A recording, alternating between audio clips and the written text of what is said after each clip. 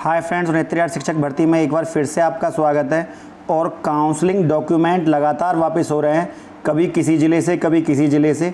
जो बेसिक शिक्षा सचिव हैं उनको सब पता होता है कि कौन कौन से ज़िले बाकायदा विज्ञप्ति निकालते हैं कि अपने डॉक्यूमेंट वापस ले जाइए, और अनर्गलन अपने पास से वो रीज़न बताते हैं। जिन रीज़नों में जो कारण वो बता रहे हैं डॉक्यूमेंट वापस करने के, उनमें कोई कारण नहीं है कि उन वजह से डॉक्यूमेंट वापस किए जाएं। एक अभ्यर्थी जिसका चयन सूची में नाम आ चुका है, जिसकी काउंसलिंग हो चुकी है, भले ही वो उनको दोबारा बुला लें, लेकिन उस व्यक्ति के मन पर क्या गुजरती होगी जब वो डॉक्यूमेंट वापस लेकर आता है। तो कहीं ना कहीं ये चीज़ें गलत हो रही हैं जो लगातार काउंसलिंग डॉक्यूमेंट वापस किए जा रहे हैं। इसके अलावा जो 11 अगस्त तक की कॉज लिस्ट है उसमें कहीं भी कोर्ट के ऑर्डर की बात नहीं है। एक एक करके इन सारे टॉपिक्स को हम कवर करेंगे इस वीडियो के माध्यम से, अंत तक बने रहिए।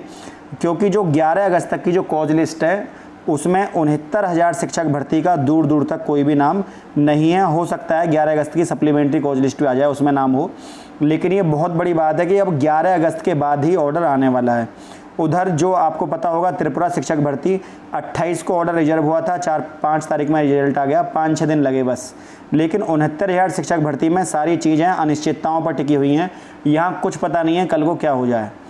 और इसके अलावा जो शिक्षा मित्रों के 250 पद अलग से बीटीसी और विशिष्ट बीटीसी को जगह दी है हमारे माननीय बेसिक शिक्षा मंत्री जी ने, तो उन्होंने एक नए विवाद को यहाँ पर जन्म दे दिया है। क्योंकि संशोधन के लिए अभ्यर्थी तैयारी कर रहे हैं कि जब बीटीसी और विशिष्ट बीटीसी को शामिल किया जा सकता है, तो जो अभ्यर्थी पहले से ही 69,000 शिक्षक भर्ती में है उन्हें संशोधन का मौका क्यों ना दिया जाए।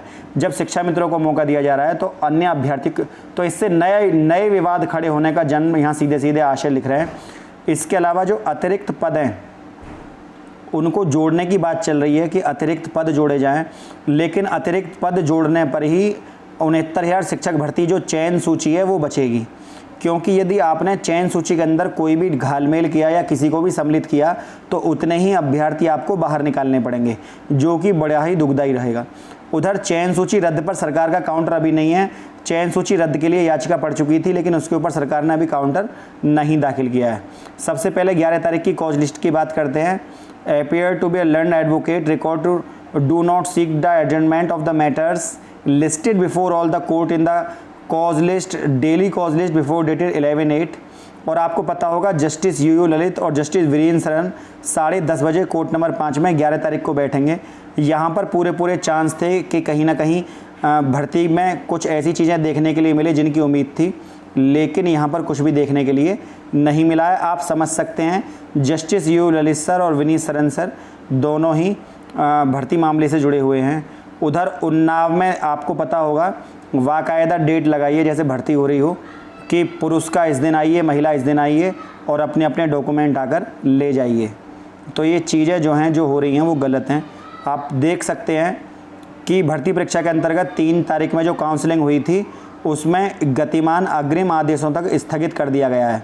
तो समस्त कार्रवाई को अग्रिम स्थगित कर दिया गया, मतलब काउंसलिंग प्रोसेस स्थगित है, इसलिए अपना मूल अभिलेख और डिमांड ड्राफ्ट कार्यालय में जमा किया गया हो तो वो अपना आकर वहाँ पर वापस ले ले। इसके संबंध में ये बात है। तो ये चीज़ें बड़ी ही दुखदाई हैं जो कि देखने के लिए अब मिल रही हैं। उधर 69,000 शिक्षक भर्ती में जो ये तो दिल्ली पुलिस कांस्टेबल का है, ये लेटर अभी जारी हुआ था शाम, जिसमें ये लिखा हुआ है कि बाद में बहुत हाई ट्रैफिक होता है और हाई ट्रैफिक की वजह से हैवी ट्रैफिक की वजह से आप फॉर्म ना भर पाएँ, इसलिए आप जल्दी ही अपना, क्योंकि जो दिल्ली पुलिस की साइट है वो हैंग भी हो सकती है, इसलिए दिल्ली पुलिस की ने बाकायदा विज्ञप्ति जारी की है। क्योंकि काफ़ी यहाँ पर अभ्यर्थी फॉर्म भर रहे हैं दिल्ली पुलिस के, तो वो समय से अपने फॉर्म को फिल कर दें ताकि यहाँ पर कोई परेशानी देखने के लिए, बाद में हैवी ट्रैफिक हो जाता है, अभ्यर्थी फॉर्म नहीं भर पाते हैं। इसी संदर्भ में यहाँ पर कह दिया गया है कि आप अपना समय से पहले ही फॉर्म को भर लें, समय रहते ही, बाद में वरना ट्रैफिक हो जाएगा। इसके अलावा आपको पता होगा बंदायूं के डॉक्यूमेंट भी पहले से ही वापस किए जा रहे हैं। उधर भर्ती की चयन सूची रद्द के लिए याचिका पड़ी हुई थी, इसके ऊपर भी। तो मतलब काफ़ी ऐसी चीज़ें हैं जो कि 69,000 शिक्षक भर्ती में नहीं होनी चाहिए थी, लेकिन फिर भी वो हो रही हैं।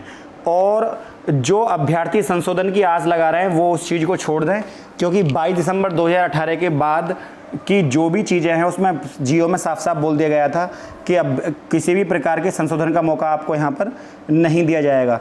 लेकिन खुद स्वयं बेसिक शिक्षा मंत्री जी द्वारा मर्सी पिटीशन टाइप में जो पत्र लिखा हुआ था शिक्षा मित्रों के द्वारा, उनको शामिल करना कहीं ना कहीं और अभ्यर्थियों की आस जगा रहा है कि वो हमारी भी पत्र लिखकर ये चीज़ें, जबकि माननीय कोर्ट के न्यायालय के अधीन है चीज़ें, सबसे पहले यहाँ पर ये होना चाहिए कि जो चयनित सूची में जो अभ्यर्थी हैं उनकी काउंसलिंग प्रक्रिया हो जाए।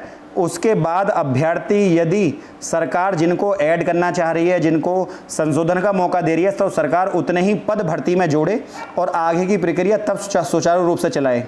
और वैसे भी 22,000 पद अभी रिक्त पड़े हुए हैं, क्योंकि 1,37,000 पदों पर भर्ती होनी थी। आनंद कुमार बनाम उत्तर प्रदेश सरकार के खिलाफ जो केस पड़ा हुआ है, तो 1,37,000 पदों में से अभी उस लिहाज से 92,000 पदों पर भर्ती होनी है और 92,000 में से अभी 69,000 पदों पर ही भर्ती हो रही है, बाकी से सभी पद हैं।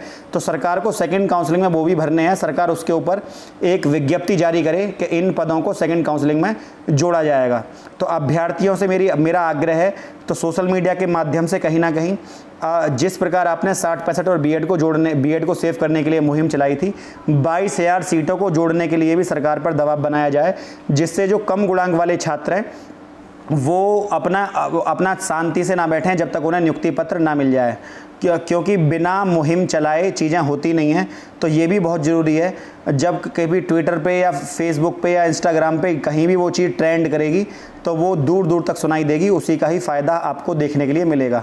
तो 22,000 सीटों को जोड़ने के लिए मेरा आग्रह है।